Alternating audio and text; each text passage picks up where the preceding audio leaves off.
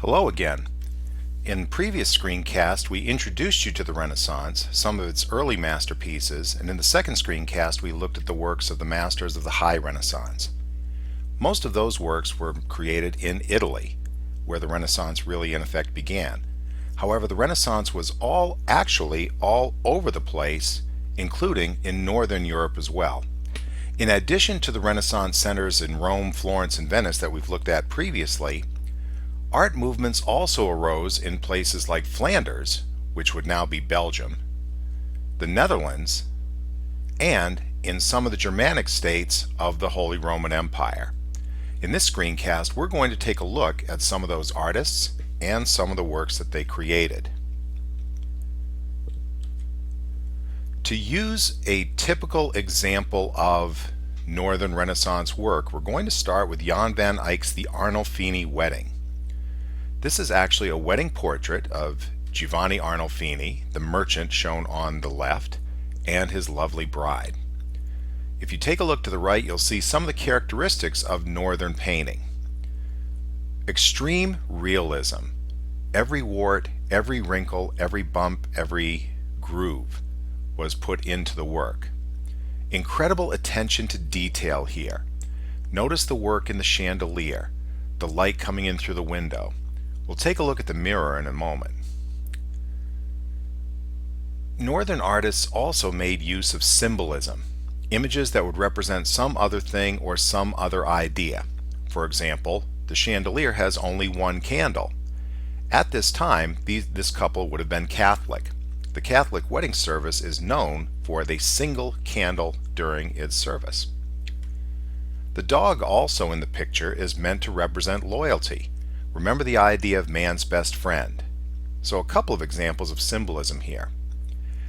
The writing on the wall above the mirror, by the way, is the artist's signature, in case you were wondering. And as to the mirror, before we look at it, keep in mind that the entire picture is about the size of the poster that you might get at Spencer Gifts or Target to put up on your wall. In the next slide, you'll see what the mirror contains. As you can see here, it contains the Stations of the Cross circulating around the rim, and you can also see an almost perfect concave or convex rather reflection of the couple in the room, right down to Giovanni's fur cloak, his bride's green dress, the four-poster red carpeted bed, and guests coming through the door to greet the happy couple. Incredible detail which some people think Van Eyck might have gotten through the use of a system of mirrors, lights, and reflectors, almost a projection form of artistry. But without question, incredibly detailed, incredibly realistic, and very much characteristic of Northern style painting.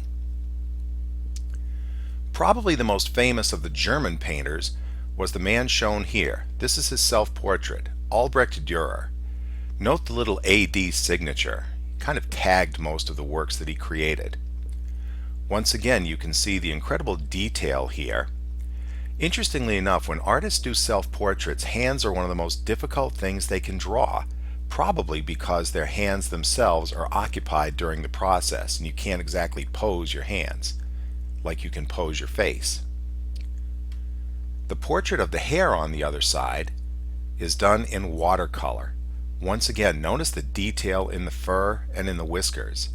Once again, amazing work and amazingly detailed.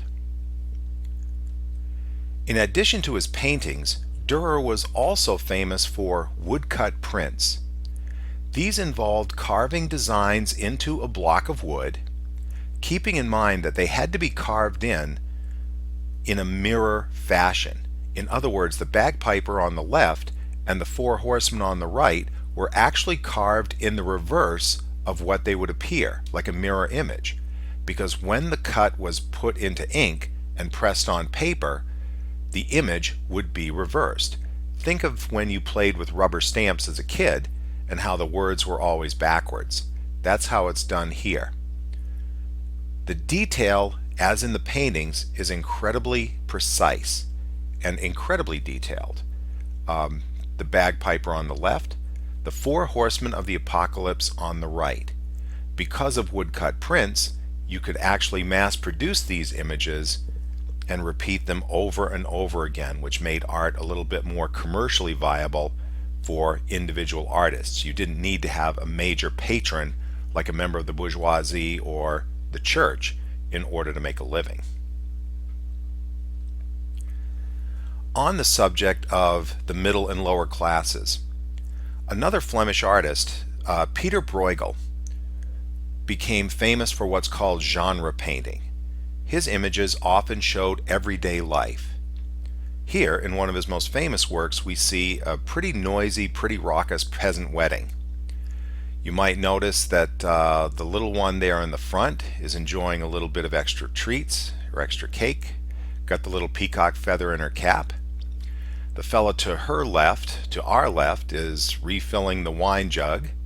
Wasn't too often the peasants got to enjoy a treat like this, to have a very special day like this. The picture is teeming with stories. You have the musicians over here wondering if they're going to get any of the delicious food. You've got the bride here who's beaming. Remember, gentlemen, it is her day. The bowl above her head is used to hold coins. Sometimes if guests would be able to give coins or some other gift to the happy couple. You might notice also that there's a blanket over what would normally be a window.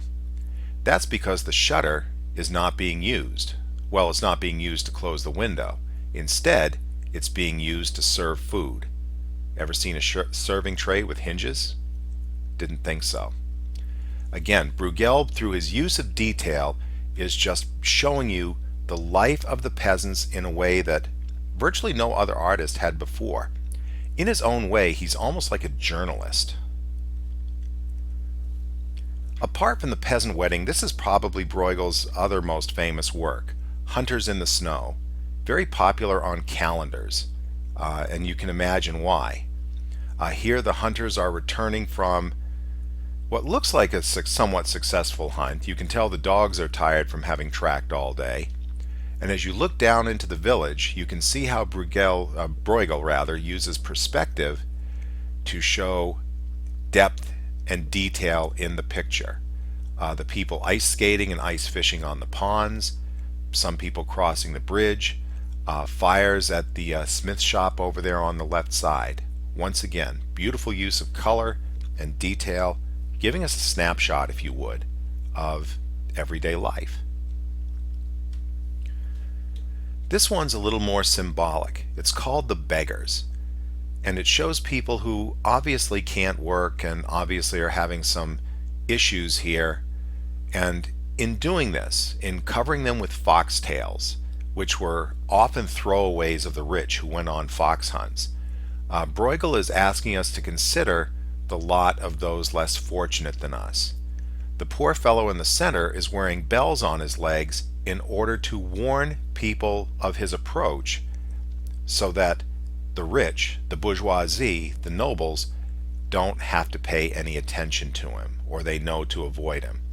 Not unlike what happened to the untouchables in caste India back in ancient society. Kind of a sad commentary here, but that was Breughel. He was a reporter in a sense, a journalist. Moving on now. Probably the most famous of the Dutch painters was Rembrandt van Rijn, who became simply known by his first name, Rembrandt. He's best known perhaps for his portraits, two of which we see here at different times of his life, one relatively young, one relatively old. In both cases, though, Rembrandt looks for incredible detail and realism.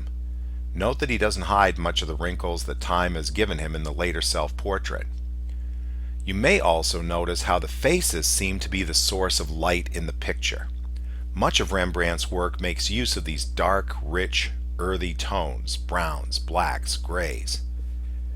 And therefore it's the humanity, the humanist element that seems to light up the pictures. That's true also in Philosopher in Meditation. This is one of my favorite Rembrandt pieces and one of my favorite pieces, period. It has a really fascinating composition using that spiral staircase in the center. Students in the past have often compared this to a yin-yang symbol, and you kind of see both sides of humanity when you look at it. If you look to the left of the staircase, you see the philosopher sitting next to the window that looks out on the wider world. Through looking at that window, he receives light, he receives warmth, he receives the gifts that the world has to offer. On the other side of the stairwell, we see his servant, hiding in the dark, hiding away from the world, tending his lonely fire. Very symbolic picture, well constructed at the same time. Fascinating work, and a great example of the chiaroscuro technique. Like Durer, Rembrandt was also known for mass-producing works. In Rembrandt's case, his etchings were created on copper plates. In one of his most famous sequences, he shows Christ and the two thieves that were crucified with him in a series of etchings called the Three Crosses. This is from the first state of the Three Crosses. What Rembrandt could do after he created the original etching is by treating the plate with different chemicals, different forms of acid, and by adding additional lines to it, he could create different effects. This one, for example, the lines are fairly precise. There's a lot of light area here. By using different papers and by using different chemicals, notice how he darkens up the outside and draws more emphasis with the light on the figures at the center. Taking it a step further, creates an even darker effect and therefore draws the entire focus to Christ at the center of the picture. Again, artists like authors tend to be very deliberate in their work. There's a reason and a rhyme to everything that they do. And with his etchings, Rembrandt showed that you could even take one basic image and vary it in multiple different ways. Our final northern artist is perhaps one of the strangest of all, Hieronymus Bosch. Bosch was very fond of symbolism, although in some cases it's not always easy to figure out just what his symbols mean. Death and the Miser on the left is fairly straightforward. Here a man who's devoted his life to money lies on his deathbed. The angel over his shoulder is preparing him to go up to the great beyond, while death waits outside the door. In the meantime, demons, imps, and even the man's own servant are already looting his treasures, looting his riches. You truly can't take it with you. And that's the point that Bosch gets across through his use of symbolism and his effective use of imagery. The Ship of Fools, on the other hand, shows various members of the nobility and members of the church chasing after what looks to be a bread piñata. Again, not always easy to figure out what Bosch is about, but it's sometimes fun to try and figure it all out. Bosch often worked with triptychs. As you might guess from the name, triptychs were paintings or works that often consisted of three panels. Panels to the side, smaller panels to the side, and then a centerpiece. This is his version of the Last Judgment. You might remember seeing Michelangelo's in a previous version, or a previous screencast rather. In this case, you see the idyllic days of Adam and Eve, the Garden of Eden. On the other side, you see a little bit of what's waiting for people who don't repent and don't meet up with the correct judgment. And in the center, you have the world waiting in judgment as Jesus sits up, casting the final judgment on those below him. Some definitely unusual works. And those are the northern artists. Important to remember that although the Renaissance started in Italy, it certainly became a European movement and ultimately, thanks to history, a global movement as well. Thanks for staying with us through all three of these screencasts. Hopefully you learned a little bit about Renaissance art, and we will talk to you again soon.